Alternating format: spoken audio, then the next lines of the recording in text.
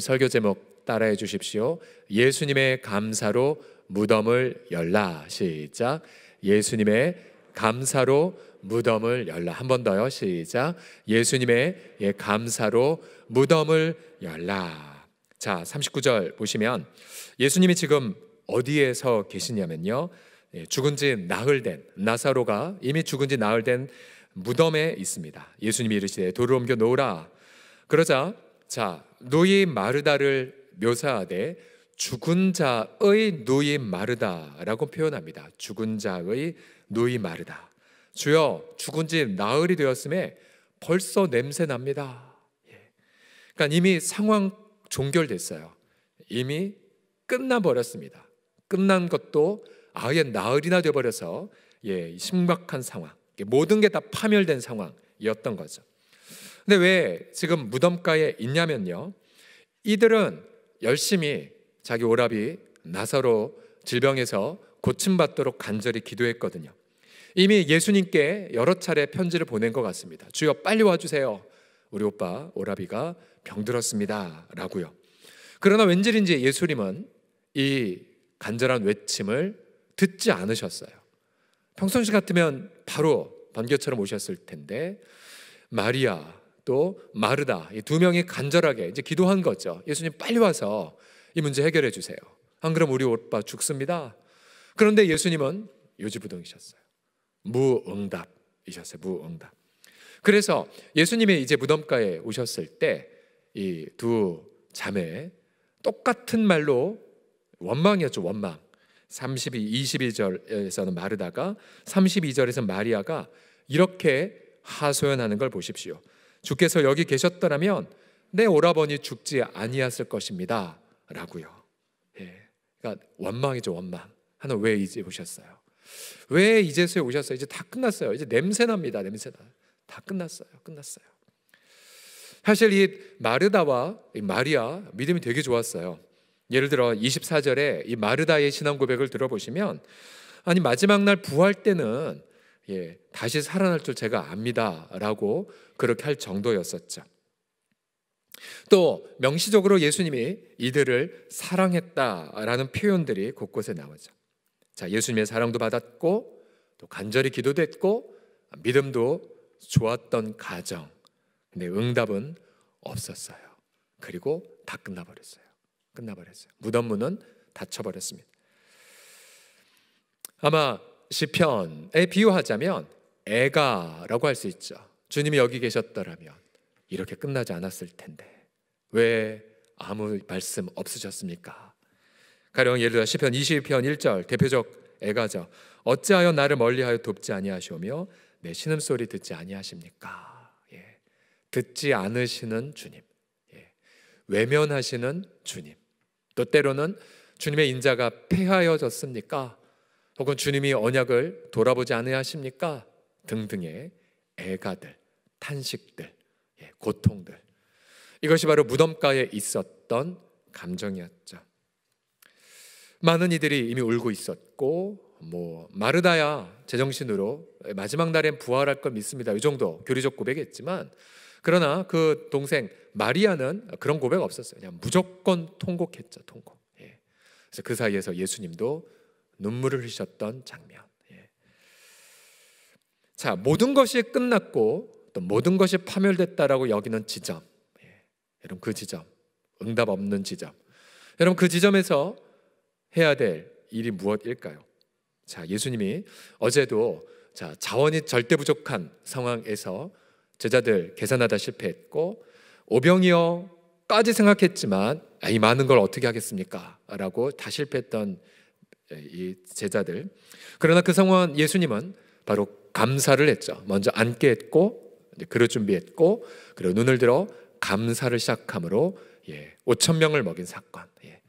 어제 저도 작지만 비슷한 경험이 있었어요. 제가 얼마 전에 이제 있을 내일 어떤 외부 강의를 맡아서 있었는데 시간이 올수록 계속 이런 생각이 드는 거야. 내가 왜 이렇게 바쁜데, 바쁜 게 아니라 이렇게 여러 할 일들이 있는데 내가 왜 맡았지?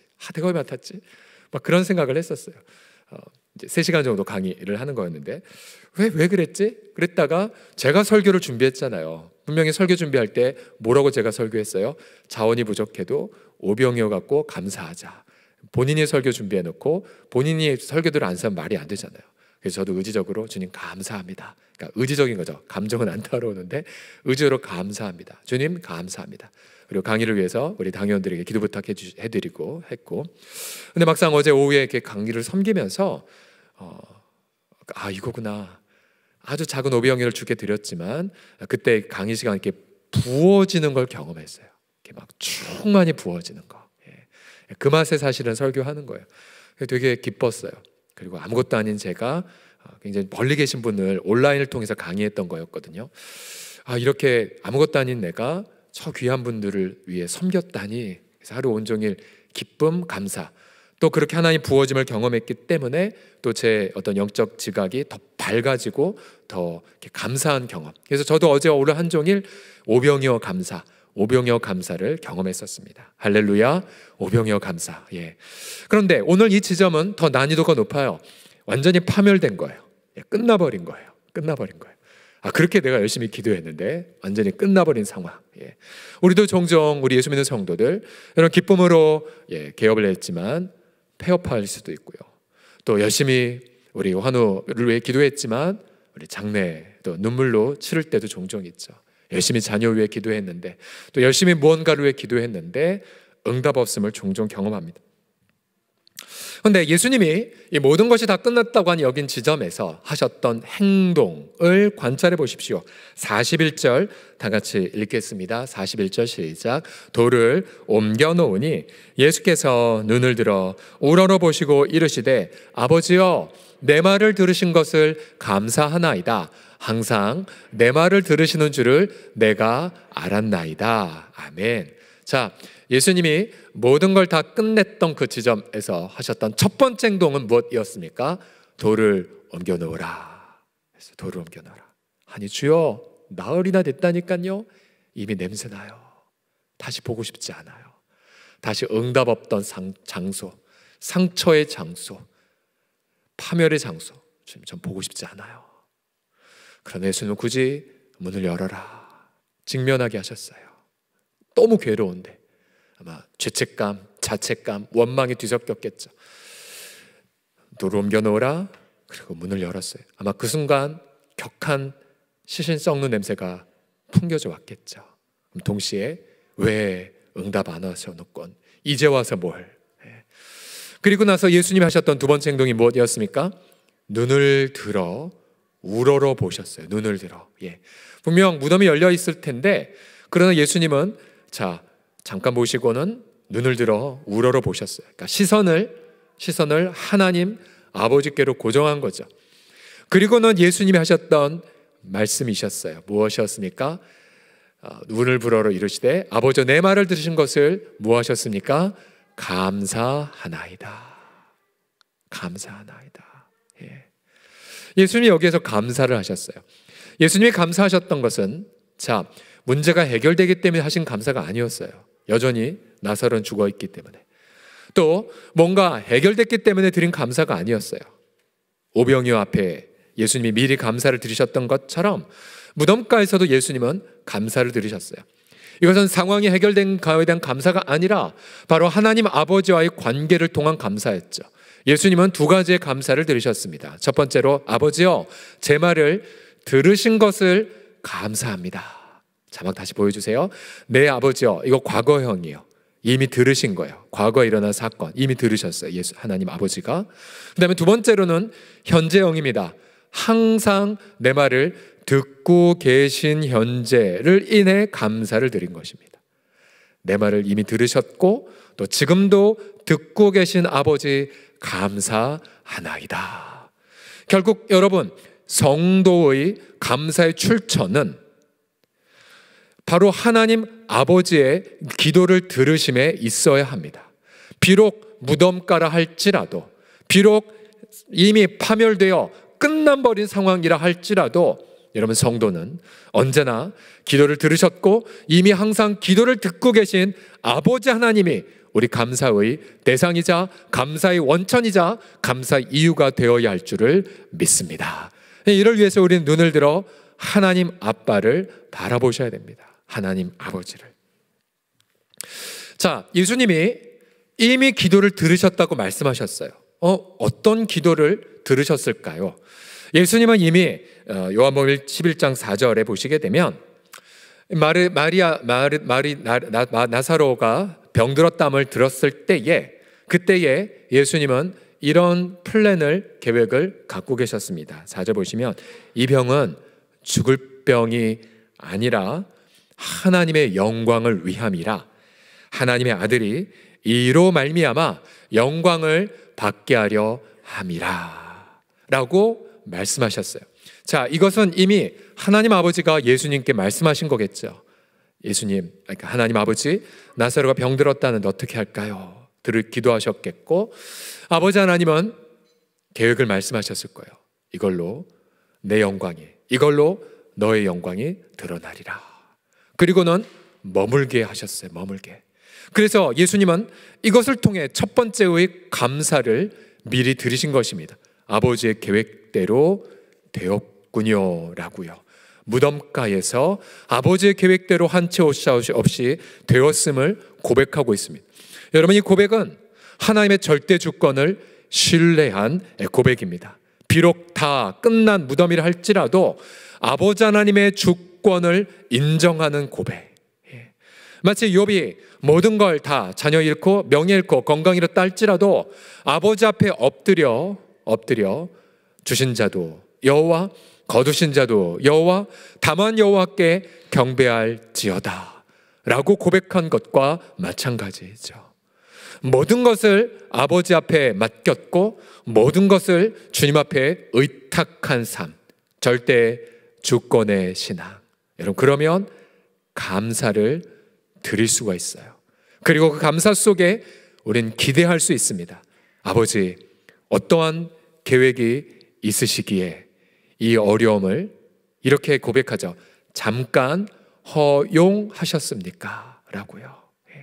비록 무덤가라 할지라도 아버지의 절대 주권을 신뢰하십시오. 무덤가라 할지라도 아버지의 절대 주권을 맡겨주십시오. 그럼 우리는 상황은 무덤이지만 하나님 앞에 나아가 감사의 고백을 드리게 하실 줄을 믿습니다. 그 다음 또한 예수님의 두 번째 기도는 항상 내 말을 들으시는 것을 인해 감사한 거였죠. 현재형의 고백이에요. 현재형 고백. 막상 아버지의 계획을 믿고 무덤에 왔지만 그러나 현장은 참혹했죠. 시신의 냄새 가득하고 곳곳에서 통곡의 소리, 그리고 곳곳에서 아니 맹인의 눈을 뜨게 한 자가 이 사람의 병은 못 고쳤단 말이야? 빨리 좀 오지? 라는 원망. 여러분, 그런 속에서 내 감정은 걷잡을 수가 없어요. 분명히 아버지의 계획은 있는 것 같아요. 그러나 감정은 느껴지지 않아요. 내 지성은 도저히 그림도 그려지지 않아요. 오히려 참담함 그 자체일 때, 그때 예수님의 두 번째 감사를 기억하십시오. 아버지, 항상 내 말을 지금 현재 듣고 계심을 감사드리나이다.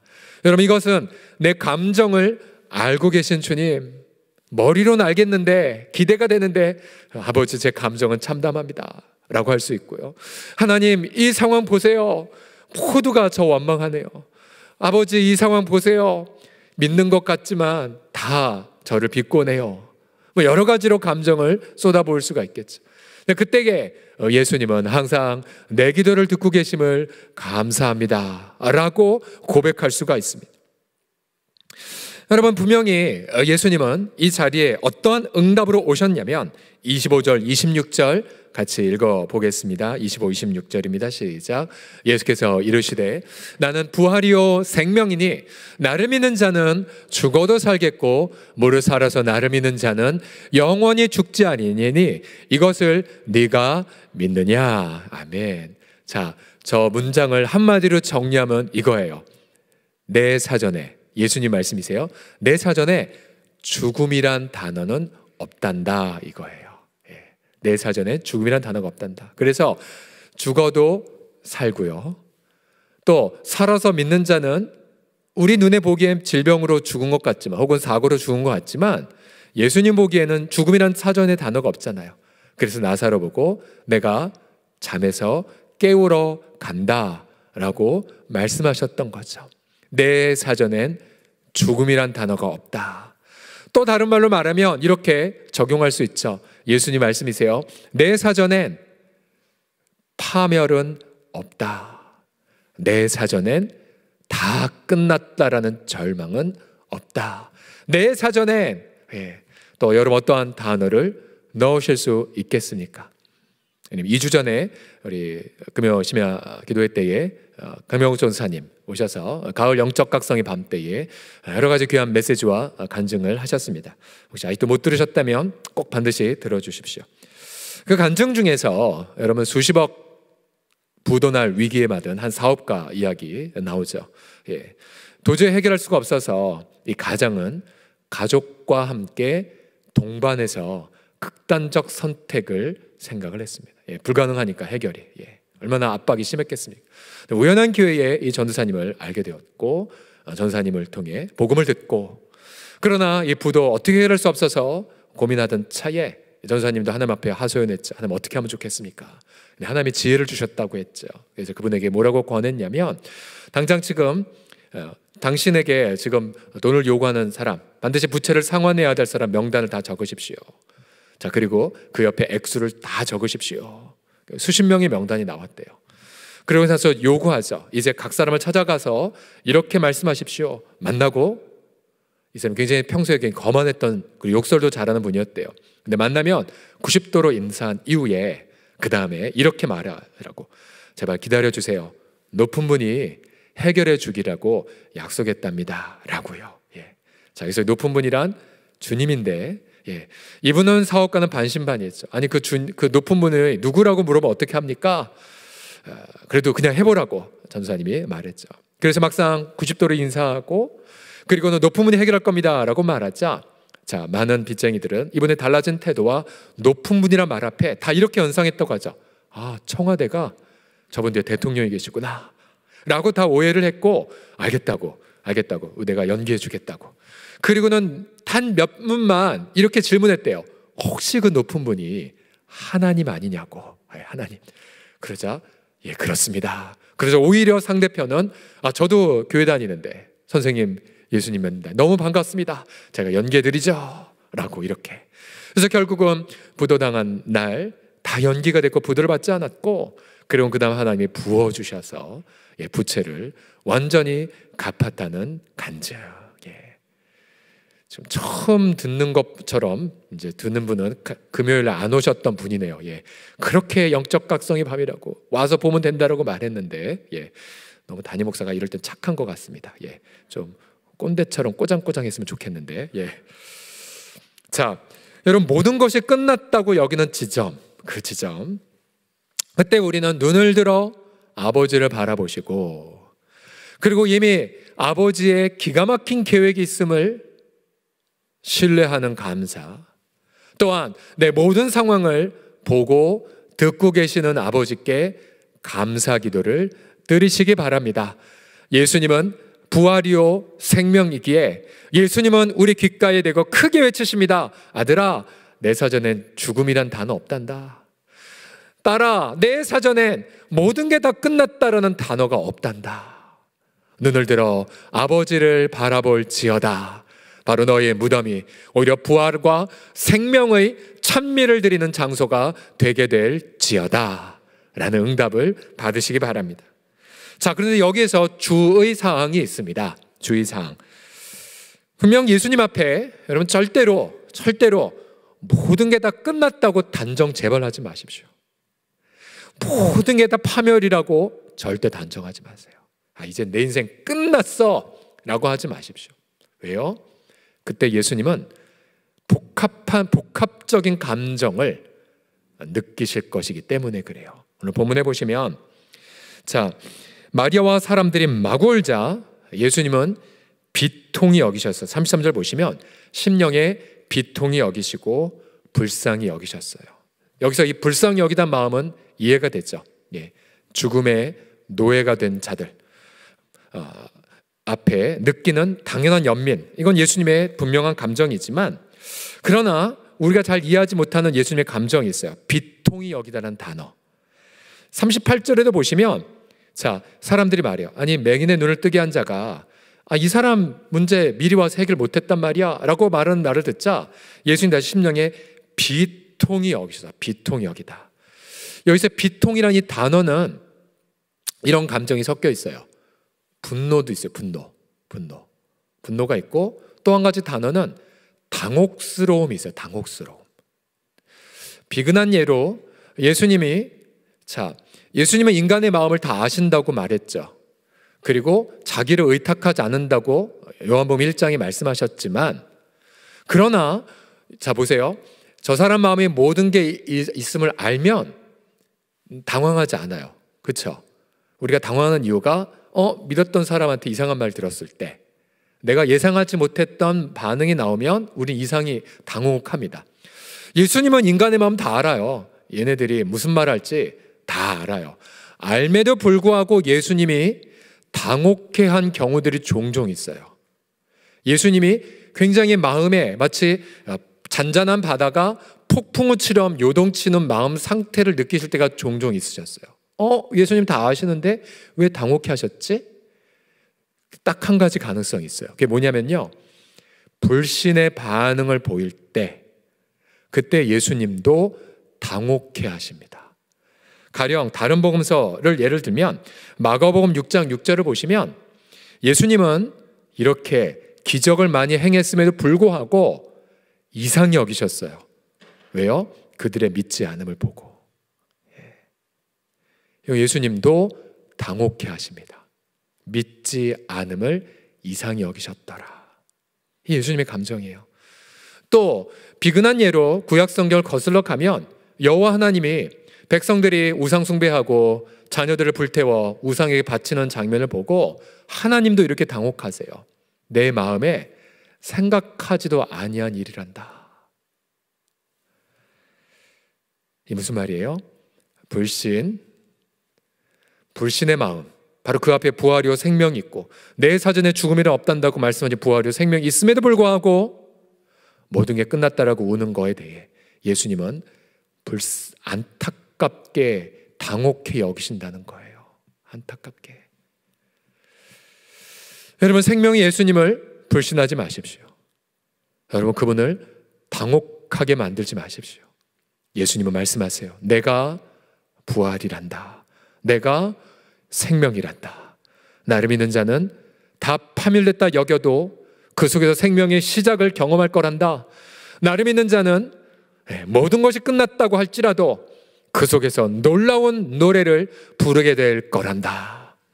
여러분이 생각하는 상상할 수 없는 비극이 여러분이 일어났다 할지라도, 여러분이 내일 보겠지만 정말 참담한 어떤 배반을 받았다 할지라도 여러분 그 속에서 생명의 예수님을 붙잡으십시오. 여러분 그분을 향해 담대하게 그렇게 감사를 외치시기를 주의 이름으로 간절히 부탁드립니다. 2년 전에 지구촌교회 이동호 목사님 자신의 사랑하는 아들을 대장암으로 잃은 사건이 있었죠. 자부와 또 어린 아들을 남겨둔 채요. 그러나 그분은 장례식 때에 이러한 고백을 하셨어요. 참 많은 이들이 함께 울었었는데 아들 범과 작별하며 드리는 감사, 손영원 목사님께 배운 10가지 감사, 아들이 그 지독한 암의 통증에서 해방되어 감사, 영광의 나라 천국에 입성하여 감사, 그동안 유머가 많았던 아들이 내 누린 기쁨을 인해 감사, 단 한 번도 불평 없이 자랑만 하던 아내와 애교덩어리 손자를 남겨주어 감사, 어려서 게임 좋아하더니 커서 게임 회사 변호사가 된 것 감사, 아들의 고통 통해 예수님을 내어주신 하늘아버지의 고통을 알게 하심에 감사, 아들의 암투병을 통해 수많은 암 환자의 고통과 연대하게 된 것 감사, 자식을 먼저 떠나보낸 수많은 부모들의 고통과 연대하게 되어 감사, 아들의 치유를 위해 기도한 수많은 중보기도자들과 한 지체가 되어 감사, 아들이 간 천국을 더 가까이 소망하게 되어 감사드립니다. 옆에서 이분 45년생이시거든요. 나이 연세 많으시지만 이 사건을 겪고 나서 물론 그 어떤 걸로 아픔을 위로할 수는 없지만 그러나 그분의 일평생의 복음의 메시지가 현역에 계셨을 때보다 더 강력하게 하나님이 사용하시는 것을 지금 보고 있습니다. 예수님이 다시 오실 때 어느 장소가 가장 기쁨의 장소일까요? 우리 공동체라면 경기도 양주시 부활산이겠죠. 끝났다고 여기는 그곳에 무덤의 성도들이 일어나 예수님을 맞이하는 장소, 상상할 수 없는 극한 기쁨이 외쳐지는 장소, 그러면서 죽어도 살겠고 라는 주님의 말씀이 성취가 된 장소로 인하여 우리는 기뻐하며 찬미를 드리게 될 것입니다. 혹시 여러분 지금 무덤가에서 슬피 고통하고 계십니까? 부활이요 생명이신 예수님 바라보고 감사로 승리하시는 저와 여러분, 그래서 예수님의 감사로 무덤을 여는 우리가 되기를 간절히 소원합니다. 우리 예수님 앞에 감사의 박수 올려드립시다.